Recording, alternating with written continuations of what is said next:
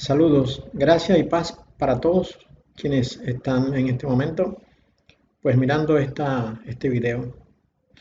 Hoy queremos tocar el punto de uno de los capítulos más interesantes del Apocalipsis, que es el capítulo 14. El capítulo 14 es una especie de encrucijada en donde se muestran eventos que han de suceder y que están en los capítulos siguientes, pero también nos muestra eventos que ya han sucedido y que están sucediendo están en proceso y que forman parte de todos los eventos anunciados que han de ocurrir justo antes de la segunda venida del Señor. El punto focal del capítulo 14 está justo al final del mismo capítulo y tiene que ver con el alerta, con la exhortación que se hace a todos los habitantes de la tierra, especialmente a los santos hijos del Altísimo, exhortando para que no permitan hacerse parte de la bestia que va a estar sobre la tierra. Entonces, bueno, vamos a empezar a ver qué es lo que nos dice el capítulo 14 de Apocalipsis. Dice el versículo 1: Yo miré y vi un cordero, estaba de pie sobre Har, eso significa monte, monte de Sión, y con él 144,000 israelitas, teniendo el nombre de su padre, de su Abi, de su padre, escrito en sus frentes. Interesante, este es una visión que pues ya había sido anunciada antes en el capítulo 7, el cual vamos a estar viendo seguidamente, que nos muestra ciertamente que Dios tiene un grupo muy especial, pues el ungido tiene un grupo muy especial. Acá nos dice Juan que él vio un cordero. Obviamente no es cualquier cordero, sino es el Cordero de Dios, que es el Señor Yeshua. Y el Señor Yeshua está en este momento ante los ojos de Juan como un cordero, como el cordero inmolado, como el que se sacrificó para ocupar el lugar nuestro, el lugar que nosotros debíamos ocupar como condenados. Recordemos que era una práctica en el Antiguo Testamento que un cordero se presentaba en sustitución del pecador y el cordero tomaba todos los pecados de la persona que estaba presentando el animal, y al morir el cordero pues eran perdonados los pecados de la persona que hacía el sacrificio. Uno de los momentos más interesantes que tipifican el sacrificio del Señor Yeshua es cuando Dios le pide algo muy especial a Abraham. Esto está en el capítulo 22 de Génesis y ahí leemos lo siguiente: Aconteció después de estas cosas que probó Dios a Abraham y le dijo: Abraham, y él respondió: heme aquí. Y dijo: toma ahora tu hijo, tu único Isaac, a quien amas, y vete a tierra de Moriah y ofrécelo allí en holocausto sobre uno de los montes que yo te diré. Y Abraham se levantó muy de mañana y enalbardó su asno y tomó consigo 2 siervos suyos y a Isaac su hijo, y cortó leña para el holocausto, y se levantó y fue al lugar que Dios le dijo. Al tercer día alzó Abraham sus ojos y vio el lugar de lejos. Entonces dijo Abraham a sus siervos: esperad aquí con el asno, y yo y el muchacho iremos hasta allí y adoraremos, y volveremos a vosotros. Y tomó Abraham la leña del holocausto y la puso sobre Isaac su hijo, y él tomó en su mano el fuego y el cuchillo, y fueron ambos juntos. Entonces habló Isaac a Abraham su padre y dijo: Padre mío. Y él respondió: heme aquí mi hijo. Y él le dijo: he aquí el fuego y la leña, mas ¿dónde está el cordero para el holocausto? Y respondió Abraham: Dios se proveerá de cordero para el holocausto, hijo mío. E iban juntos. Y cuando llegaron al lugar que Dios le había dicho, edificó allí Abraham un altar, compuso la leña y ató a Isaac su hijo y lo puso en el altar sobre la leña. Y extendió Abraham su mano y tomó el cuchillo para degollar a su hijo. Entonces el ángel de Dios le dio voces desde el cielo y dijo: Abraham, Abraham. Y él respondió: heme aquí. Y dijo: no extiendas tu mano sobre el muchacho ni le hagas nada, porque yo conozco que temes a Dios, por cuanto no me rehusaste tu hijo, tu único. Entonces alzó Abraham sus ojos y miró, y aquí a sus espaldas un carnero, trabado en un zarzal por sus cuernos. Y fue a Abraham y tomó el carnero y lo ofreció en holocausto en lugar de su hijo. Esto es una gran enseñanza y un anuncio anticipado de la obra que el Señor Yeshua haría sobre la tierra. Abraham estaba seguro de lo que Dios iba a hacer, y en ese sentido Abraham se movió con seguridad hacia lo que iba. Yo entiendo que esos minutos en los que él ató a su hijo y luego tomó el cuchillo sería de gran angustia, porque si él no veía nada, tendría que sacrificar a su hijo. Sin embargo, en el momento apropiado, justo en el instante, Dios se proveyó de un carnero para el sacrificio. Y eso es precisamente lo que el Señor Yeshua hizo, y es precisamente lo que el Padre en su misericordia hizo por toda la humanidad. Poner un cordero, el cordero santo, el cordero limpio, el cordero sin mancha, para morir por todos nosotros.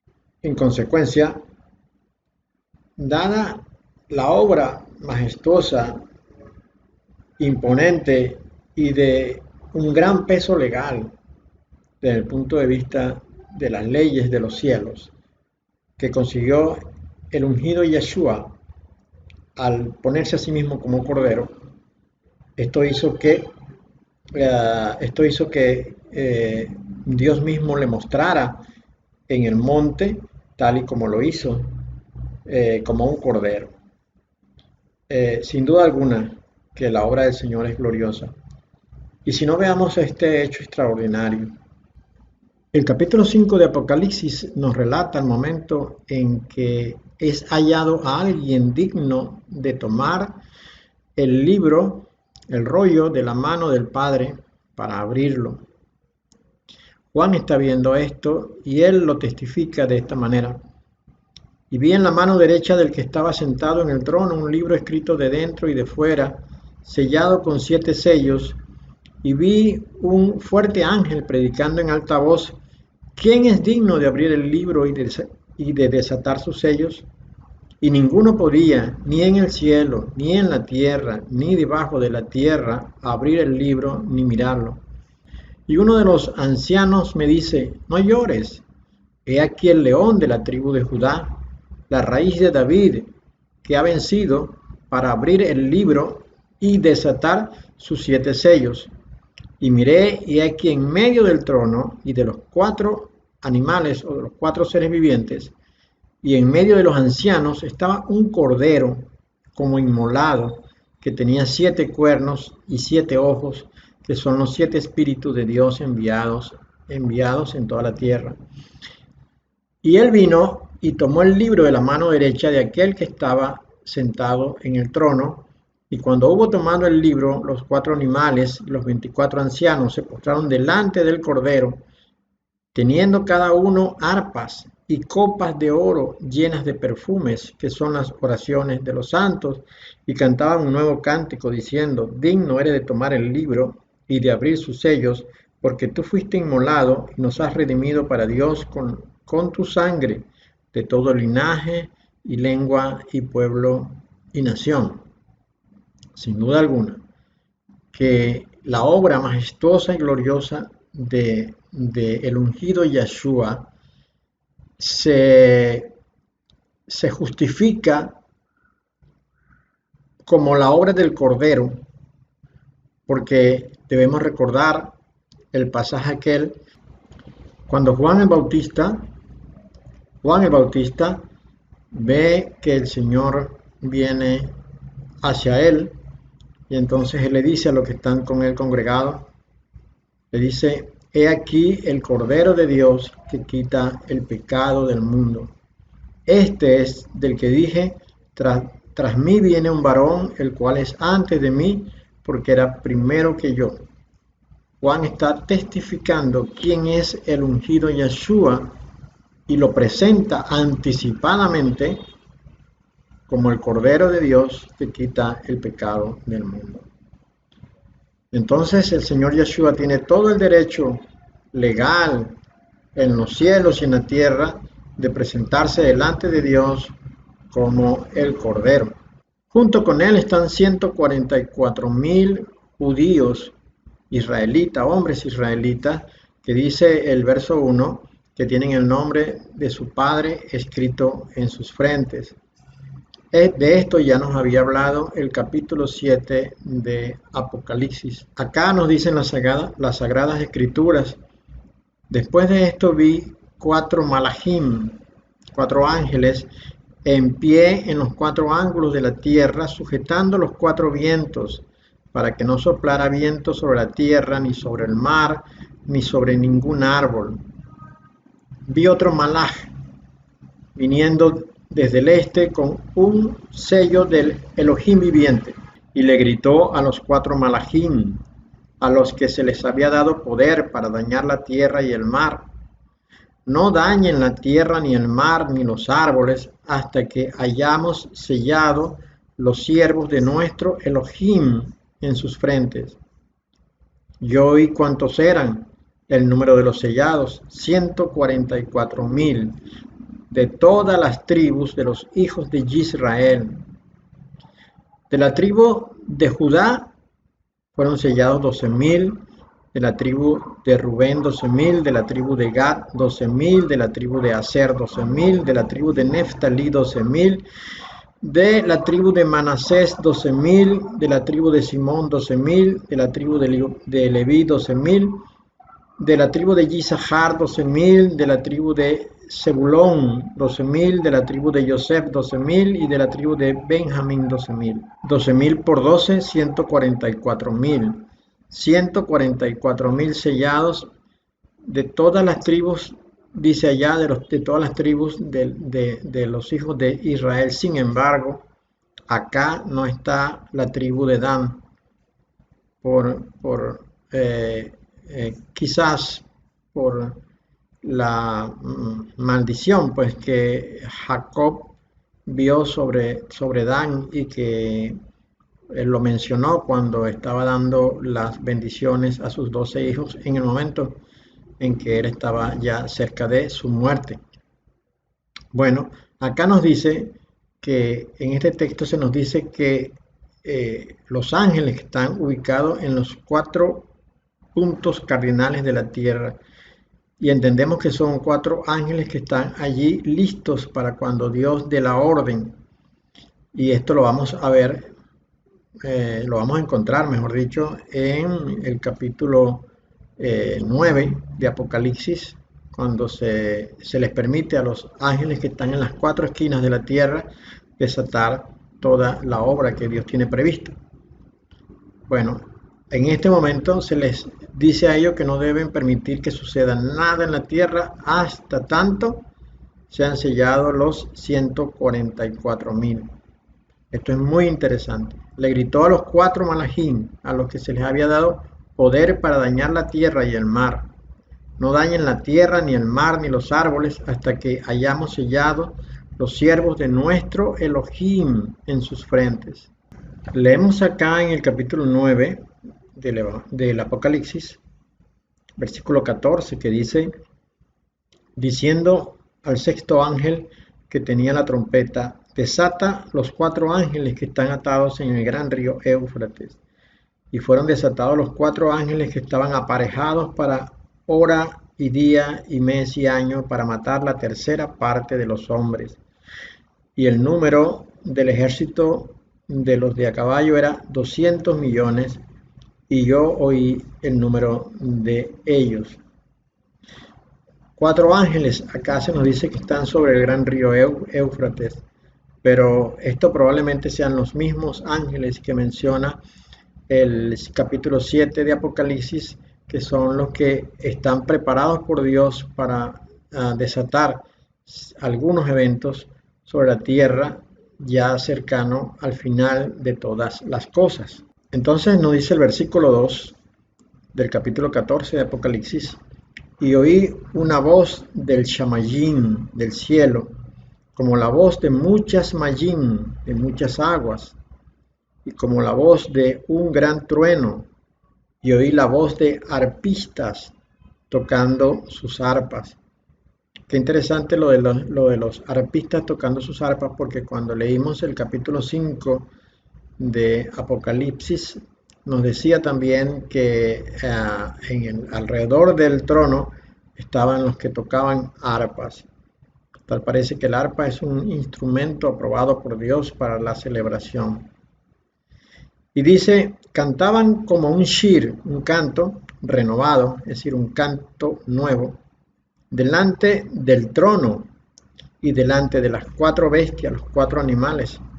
Que es importante que volvamos entonces a revisar el capítulo 5 de Apocalipsis. El versículo 8 del capítulo 5 de Apocalipsis dice, y cuando hubo tomado el libro, el momento en que el Cordero toma el libro, los cuatro animales y los 24 ancianos se postraron delante del Cordero, teniendo cada uno arpas y copas llenas de oro, y copas de oro llenas de perfumes, que son las oraciones de los santos, y cantaban un cántico nuevo, diciendo, digno eres de tomar el libro y de abrir sus sellos, porque tú fuiste inmolado y nos has redimido para Dios con tu sangre de todo linaje y lengua y pueblo y nación, y nos has hecho para Dios reyes y sacerdotes, y reinaremos sobre la tierra. Qué hermoso, pues esto es más o menos la misma escena que nos está relatando el capítulo 14 de Apocalipsis, el versículo 3, dice que él oyó, dice el versículo 2, que oyó la voz de muchas aguas, como la voz de un gran trueno, y oí la voz de arpista tocando sus arpas. Exactamente, y luego dice que cantaban un canto renovado. Lo mismo que nos está diciendo el capítulo 5 de Apocalipsis, que los ancianos, los 24 ancianos tenían arpas y cantaban un canto nuevo. Lo curioso es que el capítulo 5 de Apocalipsis sí nos dice en qué consistía el cántico, pero acá en el capítulo 3 nos dice que ninguno podía aprender el canto, sino solamente los 144.000. Quiere decir que este canto era exclusivo para los 144.000. Nadie más podía cantarlo. Estos 144.000 son todos judíos, no son de otra nación. Es la nación santa, el pueblo santo de Dios en su más pura expresión, sin ninguna combinación. Estaban allí para cantarle al Señor un cántico nuevo. Y luego el versículo 4 nos dice que estos judíos son los que no se contaminaron con mujeres. Dice, los que con mujeres no fueron contaminados porque son vírgenes. Estos, los que siguen al Cordero por donde quiera que va, dice que ellos lo acompañan para todo lugar donde el Cordero va. Estos fueron redimidos de entre los hombres como primicias para Yahweh nuestro Dios y para el Cordero.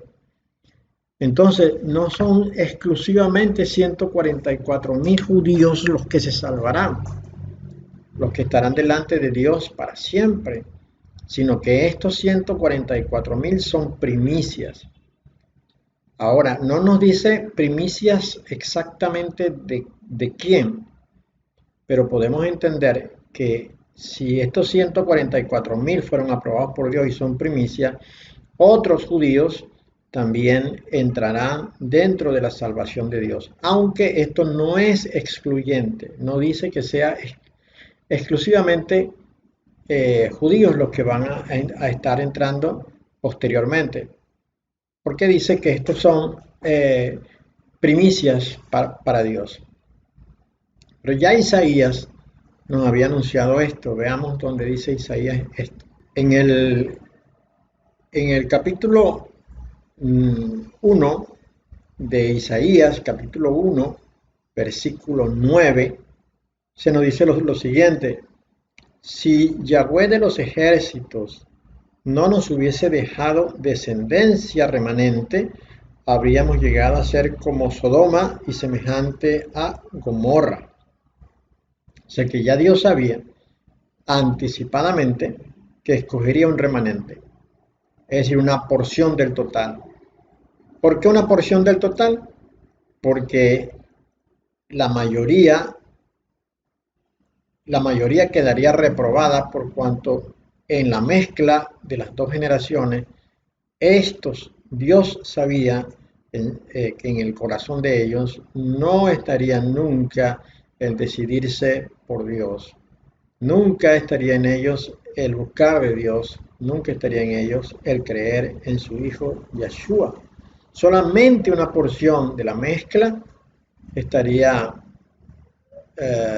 inclinada a tomar la decisión por la propuesta de salvación que Dios había hecho.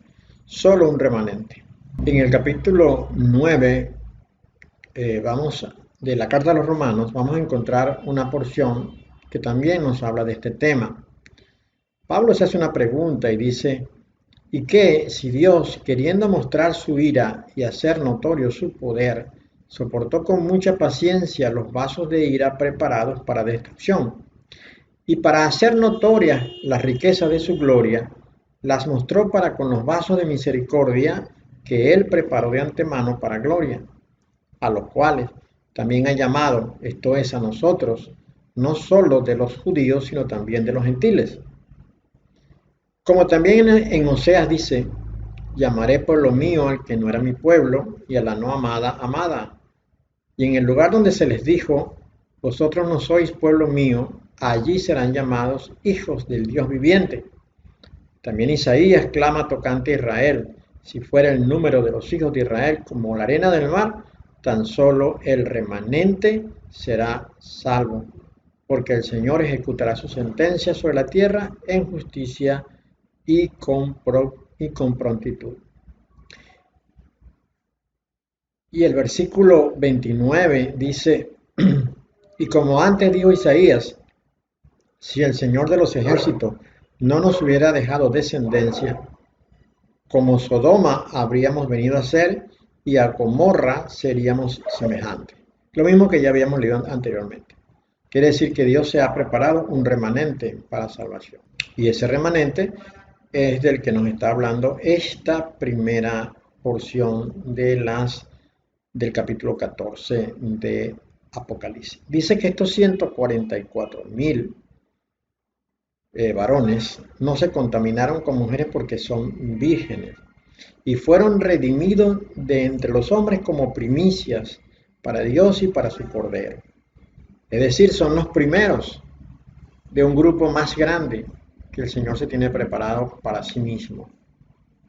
Dice el versículo 5: en su boca no fue hallado engaño, porque ellos son sin falta delante del trono de Yahweh nuestro Dios. Luego seguimos leyendo.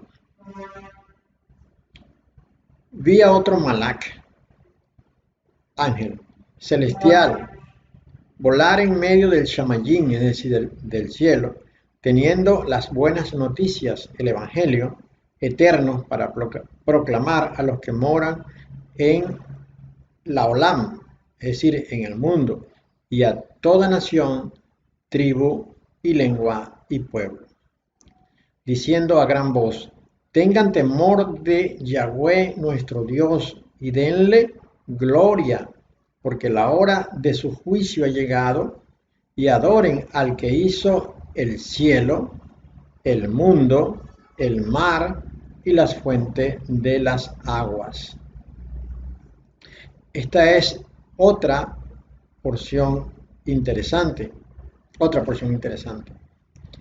Veamos aquí algo muy bueno. Acá se nos habla del Evangelio eterno. Acá se nos habla de las buenas noticias eternas, del Evangelio eterno. evangelio eterno que va a ser anunciado durante este tiempo. Pero no descuidemos el orden. Lo primero que ocurre es que los 144.000 son sellados. Eso lo vimos en el capítulo 7. Ese es el orden, los 144.000 sellados. ¿Y cuál es el sello que dice el capítulo 7? No nos dice cuál es el sello, nos dice que van a ser sellados 12.000 de cada una de las 12 tribus, que son 144.000. Luego acá en el capítulo 14 nos dice que el Cordero estaba en el monte de Sión con los 144.000 que tenían el nombre de su padre escrito en la frente. Entonces ya vemos acá cuál fue el sello que le fue colocado según lo que nos relata el capítulo 7. El sello que se les colocó, que se les dijo a los 4 ángeles que estaban en los puntos cardinales, no pueden hacer nada hasta que estos sean sellados. No pueden hacer nada porque esos 4 ángeles son los que van a desatar unos eventos extraordinarios que nos relata el Apocalipsis capítulo 9 en adelante. El último ay, que sería la trompeta de la venida del Señor, y luego los eventos de la ira de Dios, que empiezan con un terremoto, siguen con el oscurecimiento del sol y la luna se pone roja, y luego las piedras cayendo sobre la tierra. Inmediatamente después de eso, el arrebatamiento, y después de este evento vendría las 7 copas de la ira. A estos ángeles se le dice no hagan nada, esperen hasta que sean sellados los 144.000. Entonces el primer evento interesante que nos dice el capítulo 14 es que como primicias para Dios y para el Cordero van a ser sellados 144.000. Inmediatamente después de esto es anunciado el Evangelio eterno. Esto es valioso que observemos acá, que no se nos está hablando del Evangelio del reino ni del Evangelio de la gracia, porque tanto el Evangelio del reino como el Evangelio de la gracia fue predicado en los tiempos de la iglesia naciente. Primero el Evangelio del reino lo predicó el Señor, Yeshua, cuando vino, que ya Juan había anticipado, le había allanado el camino, porque Juan tenía 6 meses hablando del reino antes que el Señor viniera.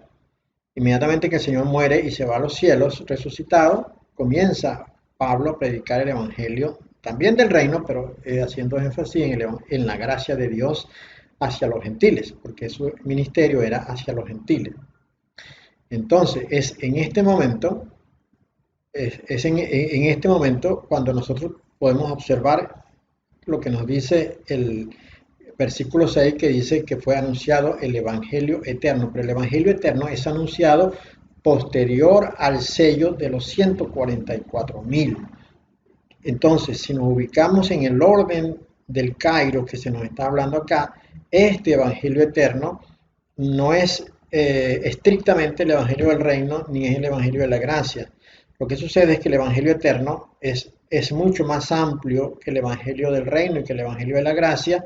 Va desde el origen de todas las cosas, mucho antes del origen del cual nos habla Moisés, e irá también hasta el final de todas las cosas, cuando hayan nuevos cielos y nueva tierra, y la nueva Jerusalén se instale sobre la nueva tierra, y todo recuerdo de lo anterior se ha quitado, para que haya gozo, alegría y contentamiento en el pueblo de Dios. El Evangelio eterno contiene al Evangelio del reino y al Evangelio de la gracia. Y es como hemos explicado en otros videos, el evangelio eterno lo que tiene es la buena noticia de que Dios enviaría a su Yeshua desde los cielos, es decir, la salvación, pero en este caso para destruir la obra que los satanes comenzaron desde antes del inicio de Moisés, cuando hubo la rebelión en los cielos, y que culminará en la última batalla, después que Satanás sea liberado de estar atado 1000 años, en la última batalla que se efectuará en el monte Megido, en el Har Megido. Allí en la última batalla, allí serán apresados Satanás y enviados al lago que arde con fuego y con azufre para siempre. Entonces, este ángel que aparece en el capítulo 6, dice que está volando por los cielos y que está anunciando buenas nuevas eternas, las buenas nuevas eternas. Y está dando una exhortación al mundo entero diciendo que tengan temor de Dios, ¿ah? Porque la hora de su juicio ha llegado. La hora de su juicio ha llegado. Quiere decir entonces, cuando habla de que la hora de su juicio ha llegado es porque ya el velo de misterio habrá terminado, ya no habrá oscuridad para la gente, sino que todos podrán entender la verdad de Dios que estaba oculta una vez que los cielos se descorran, como está anunciado en Apocalipsis 6, los cielos se descorren y entonces todo el mundo puede ver lo que ocurre en los cielos. Ya el universo no será como lo vemos ahora, sino que cuando levantamos la vista y vemos hacia arriba, lo que nosotros vemos, si es de día es un cielo azul, si es que está el cielo sin nubes, y de noche vemos una gran oscuridad. Pero en ese momento levantaremos la vista y lo que veremos será lo que hay detrás de los cielos. Veremos al Padre, veremos al Hijo, veremos todo el entorno de lo que está allá en los cielos. De tal manera entonces que el velo habrá caído y podrá visualizarse todo lo que está detrás. De tal manera entonces que cuando esto ocurre es porque ya el juicio sobre la tierra, sobre los habitantes de la tierra ha comenzado. Y no debemos olvidar las palabras de Pedro en su primera carta, cuando dice que el juicio debe comenzar primero por los santos, por los hijos. Y es porque la fe de los hijos tiene que ser probada, como ha sido anunciado por Zacarías.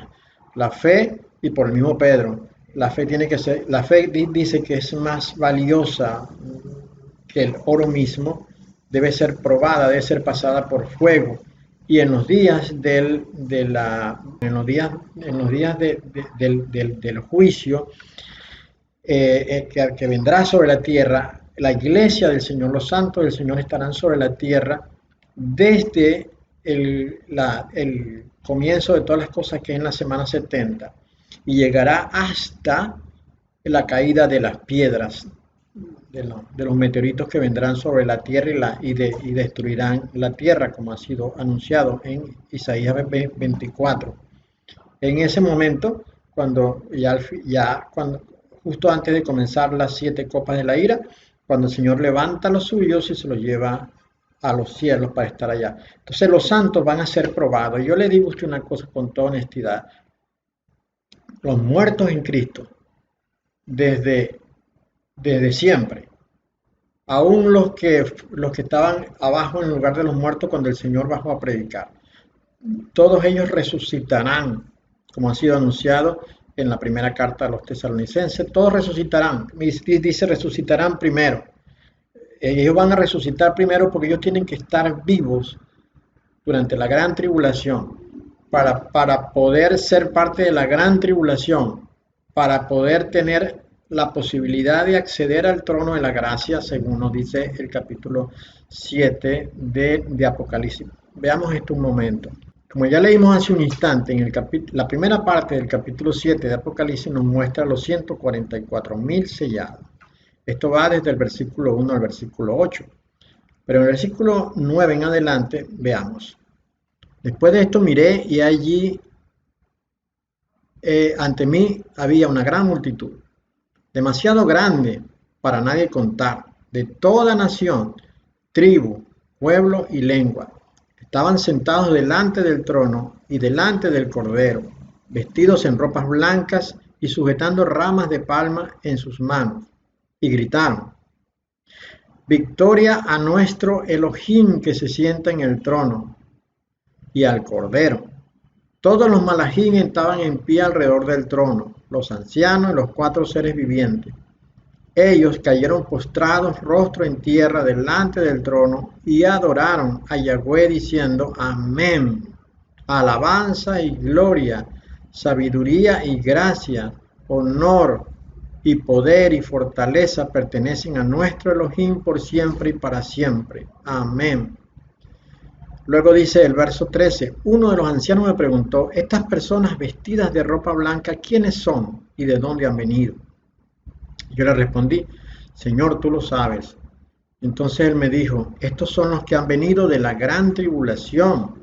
Ellos han lavado sus ropas, guardado la Torá y la han emblanquecido con la sangre del Cordero. Por esto están delante del trono de Yahweh, día y noche le sirven en su templo, y el que se sienta en el trono pondrá su Shekinah, es decir, su presencia, su tabernáculo sobre ellos. Ellos nunca jamás tendrán hambre, nunca jamás tendrán sed. El sol no caerá golpeando sobre ellos, porque el Cordero en medio del trono los pastoreará y los guiará.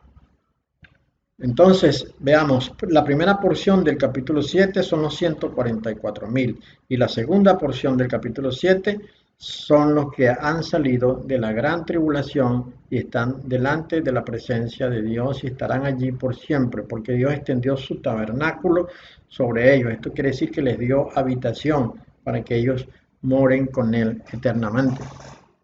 Entonces, hay dos eventos interesantes. El primero, los 144,000 que son sellados y luego el evento de la gran tribulación. En el orden, en el Kairos, como se presentan las cosas en la Sagrada Escritura, lo primero que tiene que ocurrir son los 144,000 sellados. Después de esto están los eventos de la gran tribulación. Acá se nos dice que estos estaban, que la gran multitud que ve Juan, y es interesante que veamos esto porque él dio un número exacto de los judíos que son las primicias, son 144,000. Pero luego dice que la otra multitud no se podía contar, demasiado grande para que nadie la pudiera contar. Y dice él que son de toda nación, de toda tribu, de todo pueblo y de toda lengua. Eso quiere decir que no son judíos exclusivamente, sino que en estos los hay de toda tribu, pueblo, lengua y nación. Ahora, si meditamos esta porción sobre las dos generaciones, podemos entender mejor esto. Si no hubiese habido el nacimiento de Caín, si solamente hubiese habido el nacimiento de Abel, por ejemplo, obviamente pues Abel no hubiera muerto, porque Caín no lo habría matado, ¿cierto? ¿Verdad? Eso es obvio, ¿no? Abel no habría muerto. En consecuencia, la descendencia que Dios iba a procurar sobre la tierra sería sobre la base de Abel. Y como no había Caín, entonces no habría otra población que no fuera sino exclusivamente la población de los hijos de Dios. Ahora, como hubo Caín, y como Caín se casó con una mujer que no era judía, ellos tuvieron un linaje, una descendencia que no es judía. En consecuencia, toda nación, como dice acá, toda tribu, toda pueblo y toda lengua va a venir de la influencia que tiene la línea generacional de Caín. Ahora, si la línea generacional de Caín se hubiese mantenido pura, sin mezclarse con otras razas, pues solamente habría dos linajes sobre la tierra. El linaje de los judíos por la línea de Abel, si no hubiese muerto Abel por mano de Caín. Ahora, si hay Caín y hay línea generacional, entonces la línea de Dios no sería por Abel, porque Abel fue muerto por Caín, sino a partir de Set, como todos nosotros sabemos. Ahora, si la línea de Caín no se hubiese mezclado con ninguna otra línea, entonces Dios simplemente hubiese eliminado al final de todas las cosas la línea de Caín, porque esa no iba a entrar y solamente entraría la línea generacional de Set. Así que lo único que podría aparecer en el reino de los cielos, en la visión de Juan, sería el pueblo judío. Sin embargo, él dice que ve de todo pueblo, de toda tribu, de toda nación y de toda lengua. Esto es porque la línea generacional de Set y la línea generacional de Caín se mezclaron y hubo descendencia entre ellos, y de la descendencia entre ellos que tenían mezcla de los genes o del ADN santo y mezcla del ADN perverso, pero en la mezcla se produjo una combinación tal que muchos, una gran cantidad, una enorme cantidad de ellos se decidieron por la propuesta de salvación de Dios a través de Yeshua, y estos son los que está viendo en este momento Juan. Bien, entonces en medio de esto, según el capítulo 14 de Apocalipsis, en medio de los 144.000 y de los tiempos de la gran tribulación está la predicación del evangelio eterno. Eso es en este momento. En este momento hay que predicar sobre el evangelio eterno. Sobre si los 144.000 ya fueron sellados, yo no sabría decirlo, porque eso solamente lo sabe Dios y los que con Él están desde el plano espiritual. Pero ninguno que esté en el plano nuestro de los seres vivientes de la tierra puede dar testimonio de esto, ¿no? No que yo sepa. Si ya fueron sellados no lo sabemos, pero probablemente pues si ya entramos en la semana 70, que es lo que yo creo que estamos en la semana 70 por los eventos que están ocurriendo en el mundo, por la pandemia y por las otras cosas que han de ocurrir en estos próximos meses, tal parece que ya estamos en la semana 70, quiere decir entonces que los 144.000 o ya fueron sellados o están a punto de ser sellados en estos días, en estos tiempos. Bien, entonces el anuncio del Evangelio Eterno dice, teman a Dios porque la hora de su juicio ha llegado, ¿verdad? Ese es el consejo que nos están dando, adoren a Dios porque la hora de su juicio ha llegado. Y cuando llegue el juicio de Dios, pues los que tienen que ser castigados van a ser castigados. Y es importante esto porque el diablo se atribuye la creación. El diablo engaña a los suyos diciendo que él es el creador. Pero acá no se nos dice claramente que quien creó los cielos, quien creó la tierra y las fuentes de las aguas fue Dios, Yahweh, fue nuestro Padre Yahweh. Él es el creador. Bien, entonces vamos aquí a otro instante, en el versículo 8, dice, y otro Malach celestial le siguió diciendo, ha caído Babel, aquella gran ciudad, porque ella ha dado a beber a todas las naciones del vino de la ira de su fornicación. Este es otro anuncio, un tercer anuncio que hay en esta porción. Y es que se nos dice que Babilonia va a caer. Si usted ha leído el Apocalipsis se va a dar cuenta que hay 2 capítulos completos para la caída de Babilonia, que es el capítulo 17 y el capítulo 18, 2 capítulos completos. ¿Por qué se le da tanta importancia?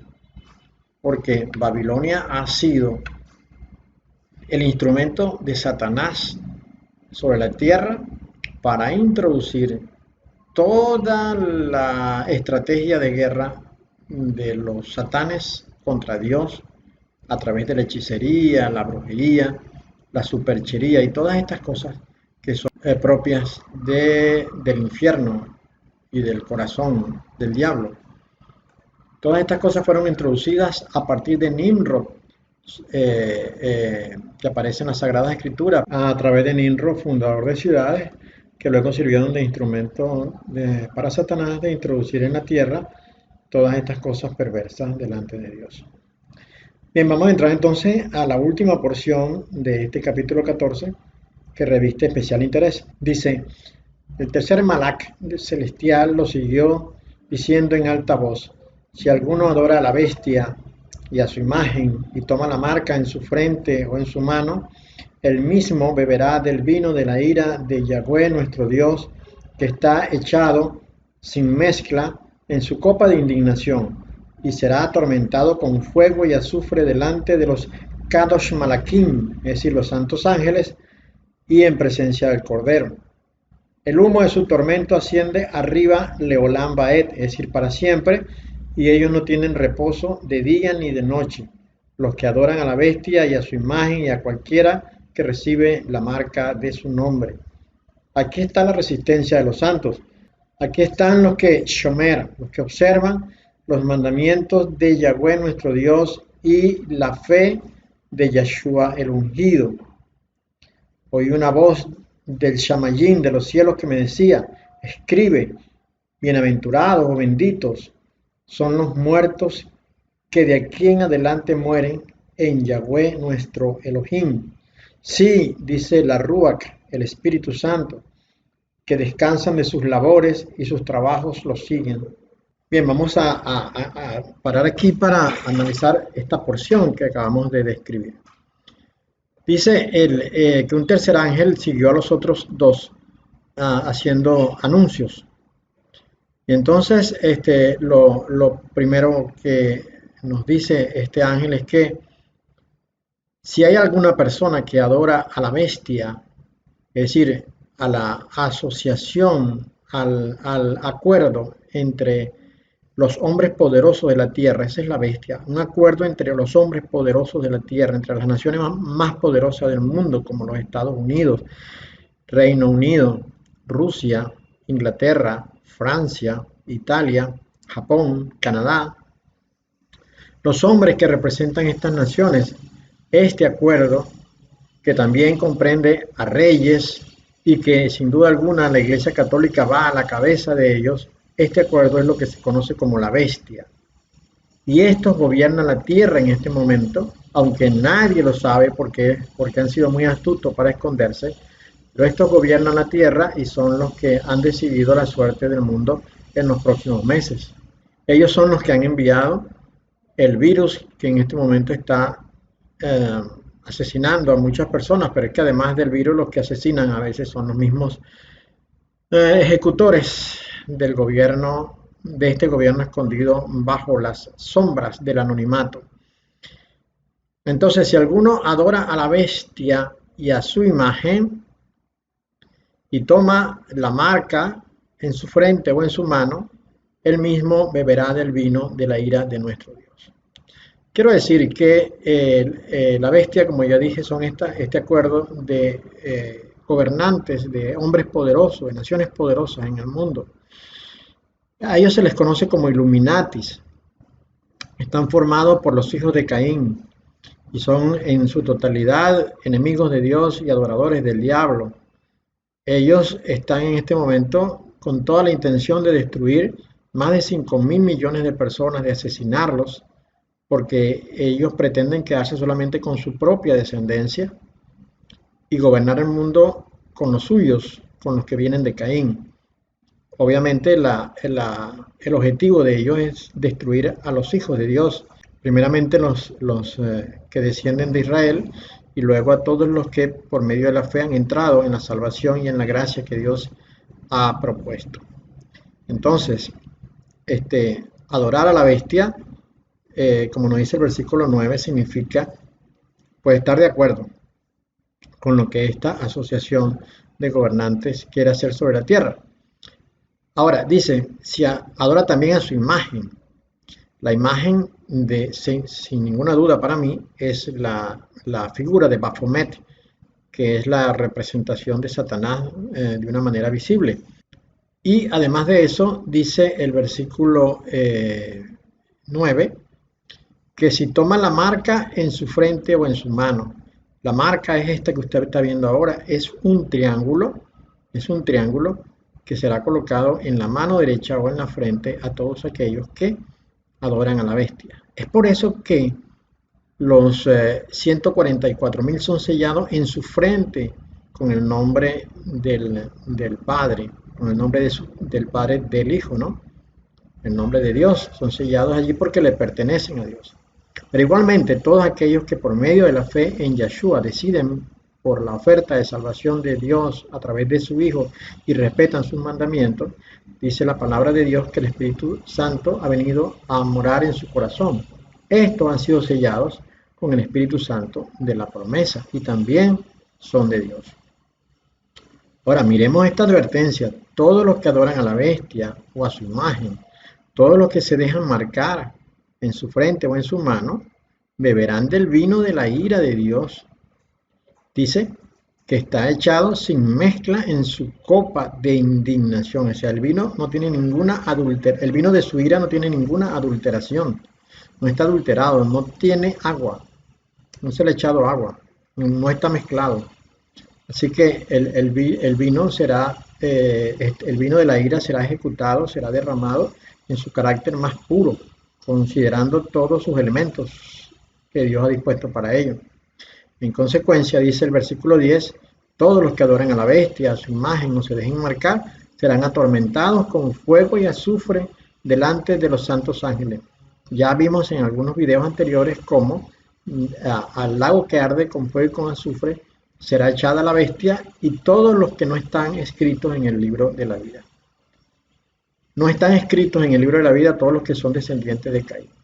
Están inscritos en el libro de la vida todos los que son descendientes de Dios, bien sea por la línea de la carne a través de Seth o por medio de la fe a través del ungido Yeshua. Sin embargo, si alguno de la línea aprobada decidiera adorar a la bestia y dejarse marcar, pues también saldría y sería colocado en el lago que arde con fuego y con azufre. El versículo 12 dice, aquí está la resistencia de los santos. En otras revisiones, en otras traducciones se nos dice, aquí está la paciencia de los santos, ¿verdad? Aquí están los que observan los mandamientos, es decir, los que los cumplen, los que quieren obedecer la palabra de nuestro Elohim, de nuestro Dios Yahweh. Y también son seguidores, observan y cumplen la emuná del ungido Yeshua, es decir, la fe en el ungido Yeshua. Creen en él y observan los mandamientos de Dios.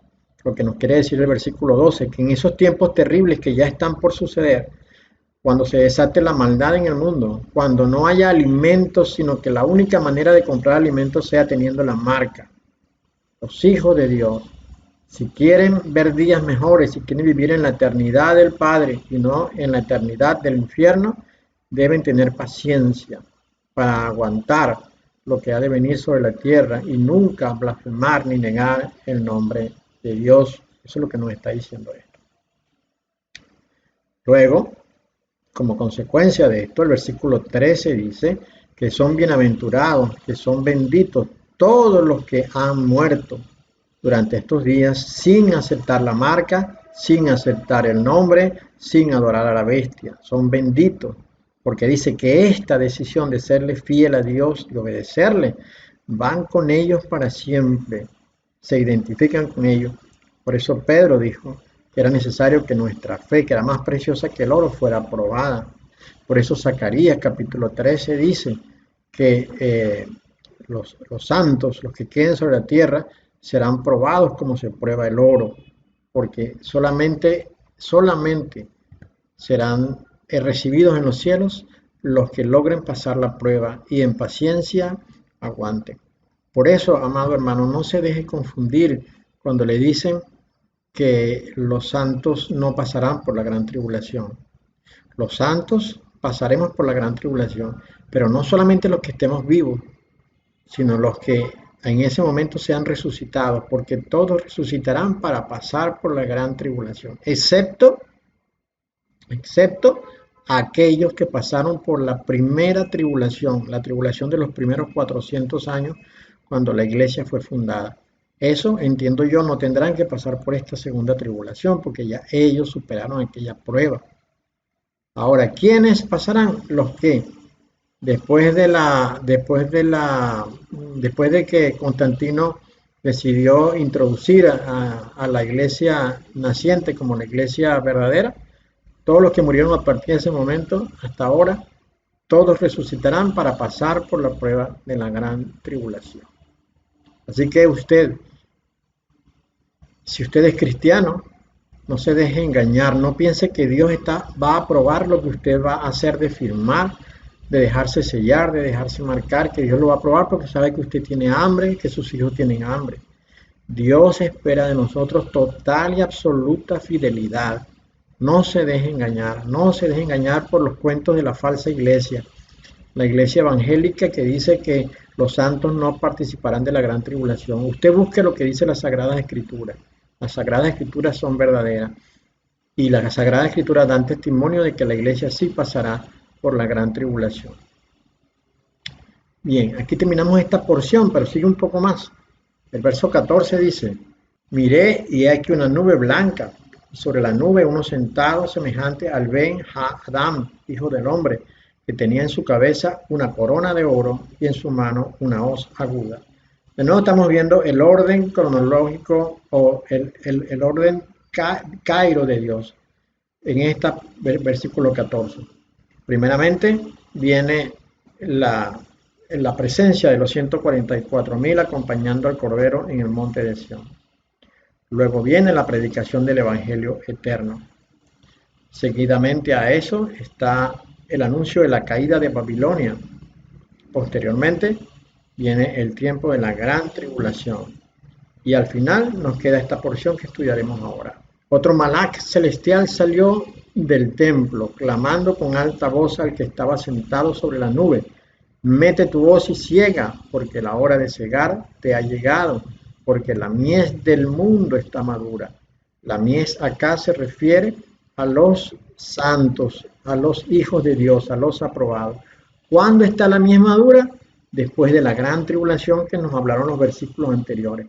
Todos los que no negaron el nombre de Dios, todos los que no se dejaron marcar, todos los que pasaron la prueba, están listos para ser levantados en el arrebatamiento. Entonces, primero es la resurrección para pasar por la prueba de la gran tribulación, y luego es el arrebatamiento, del cual nos está hablando el versículo 15, cuando nos dice que la mies, el trigo, que son los santos, están maduros ya para ser cegados. El versículo 16 dice: el que estaba sentado sobre la nube echó su hoz sobre el olam, es decir, el mundo, y el olam fue cegado, es decir, el arrebatamiento. Todos son levantados, ¿verdad? Ahora, en ese levantamiento, va a estar también una porción de la iglesia que no va a ser aprobada. ¿Cuál es esta porción de la iglesia que no va a ser aprobada? Seguramente aquellos que de los hijos de Caín se vistieron de piedad, como nos dijeron algunos hermanos como Pablo y Pedro y Judas, se vistieron de piedad y aparentaron ser iglesias, se introdujeron para meter mentiras, para meter doctrina de demonios. Una vez que la iglesia sea levantada, estos que son parte de la iglesia mentirosa serán levantados también, pero no en la siega de la mies, sino en la vendimia de la uva. Veamos.